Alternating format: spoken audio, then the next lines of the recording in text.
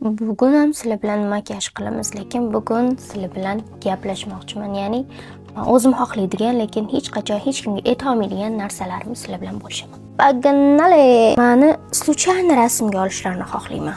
Bo'ladi-yu, mana kulayotganingiz, tam yurib ketayotganingiz, ili qanaqadir положениеda turganingiz, ili uxlayotganingizda mana shunaqa случайно rasmga olishlarini xohlayman. Sahar turib chiroyli joyda, ya'ni daraxtlari ko'p joyda kimdir bilan sayr qilish xohlayman. Lekin sherik yo'q. Har juma o'zim yoqtirgan insondan buketik olish xohlayman. Hozircha yaxshi ko'rgan insonim yo'q. Buketam yo'q. Mana shu qo'shnilarning remonti tezroq tugashini xohlayman. Jonimga tegib ketdi. Dom na колесахda uzoq safarga chiqish xohlayman. Kстати, bu orzu emas. Men bu narsani realni xohlayman. Realni bo'lishini xohlayman. Bilmayman, menga orzu desa umuman amalga oshmaydigan narsa deb tuyuladi.